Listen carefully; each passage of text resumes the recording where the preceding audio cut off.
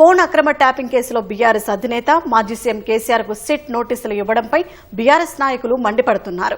రాజకీయంగా ఎదుర్కోలేకే కక్ష సాధింపు చర్యలకు దిగుతున్నారని కేటీఆర్, హరీష్ రావు ఆక్షేపించారు. బీఆర్ఎస్, కాంగ్రెస్ కలిసి బీజేపీని ఎదుర్కోలేక ట్యాపింగ్ పేరిట నాటకాలు ఆడుతున్నాయని బీజేపీ ఆరోపించింది. ట్యాపింగ్ కేసులో ఎవరికైనా సిట్ నోటీసులు ఇవ్వొచ్చన్న కాంగ్రెస్ నేతలు ఇందులో రాజకీయ దురుద్దేశం లేదని స్పష్టం చేశారు. నేరస్తులకు శిక్ష పడాల్సిందేనన్న కవిత కేసును కొలిక్కి తెచ్చి త్వరగా ముగింపు పలకాలని సూచించారు. బీఆర్ఎస్ అధినేత కేసీఆర్ కు సిట్ నోటీసులపై మండిపడిన గులాబీ పార్టీ కక్ష సాధింపు రాజకీయాలను తీవ్రంగా ఖండిస్తున్నట్లు తెలిపింది. నోటీసులపై ఎక్స్ వేదికగా స్పందించిన పార్టీ కార్యనిర్వాహక అధ్యక్షుడు కేటీఆర్ పాలనా వైఫల్యాలను కప్పిపుచ్చుకునేందుకే విచారణల పేరుతో కాలయాపన చేస్తున్నారని విమర్శించారు. తెలంగాణ ప్రజల గుండెల్లో నిలిచిన నాయకుడు కేసీఆర్ అని పేర్కొన్న కేటీఆర్ నోటీసులతో, బెదిరింపులతో తెలంగాణ చరిత్రను చెరిపేయలేరని స్పష్టం చేశారు. ప్రజా గొంతుకగా అన్యాయ పాలనపై పోరాటం కొనసాగిస్తామని అన్నారు. కేసీఆర్ ను టచ్ చేయడం అంటే తెలంగాణ ఆత్మ గౌరవాన్ని టచ్ చేయడమేనని మాజీ మంత్రి హరీష్ రావు వ్యాఖ్యానించారు. ప్రజల్లో పెరుగుతున్న వ్యతిరేకతను పక్కదారి పట్టించేందుకు, సింగరేణి బొగ్గు స్కామ్ నుంచి దృష్టి మళ్లించేందుకు సిట్ పేరుతో నోటీసులని హరీష్ రావు ఆక్షేపించారు. తెలంగాణ సమాజమంతా కేసీఆర్ వెంటే ఉందన్న ఆయన రాజకీయ వేధింపులకు భయపడే ప్రసక్తే లేదని తేల్చి చెప్పారు. కాంగ్రెస్ పాపాలకు మూల్యం చెల్లించక తప్పదని మాజీ మంత్రి నిరంజన్ రెడ్డి అన్నారు. ఫోన్ ట్యాపింగ్ కేసు విచారణకు, ప్రచారానికి పొంతన లేకుండా ఉందన్నారు. డైవర్షన్ రాజకీయాలకు పాల్పడుతున్న కాంగ్రెస్ సర్కారుకు ప్రజలు సరైన సమయంలో బుద్ధి చెబుతారని మాజీ మంత్రి తలసాని విమర్శించారు.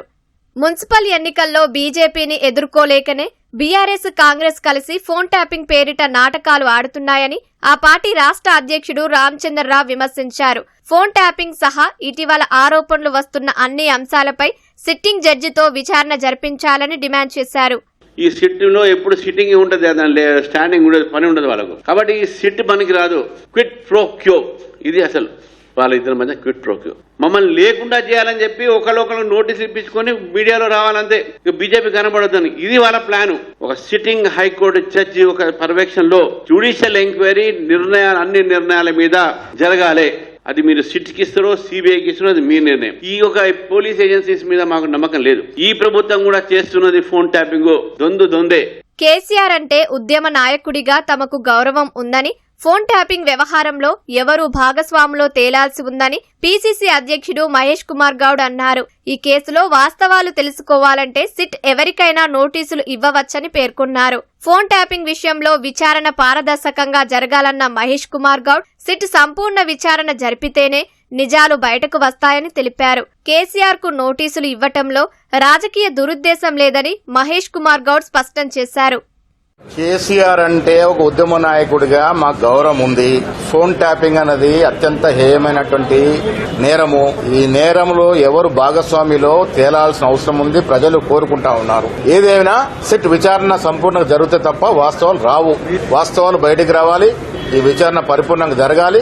మున్సిపల్ ఎన్నికల్లో మేము 75 నుంచి 90% మధ్య గెలుస్తా ఉన్నాము. ఇంకా దీన్ని డైవర్షన్ పాలిటిక్స్ చేయాల్సిన అవసరం లేదు. 2.5 ఏళ్ల తర్వాత ఇంకా రాజకీయ కక్ష అనే అంశం ఎక్కడికి వస్తుంది?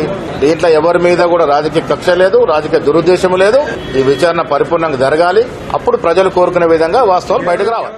పురపాలిక ఎన్నికలు ఉన్నాయని కేసీఆర్ కు ఫోన్ ట్యాపింగ్ లో నోటీసులు ఇచ్చారు తప్పితే కేసు విచారణ పూర్తి చేసే ఉద్దేశం ప్రభుత్వానికి ఉందా అని కవిత ప్రశ్నించారు.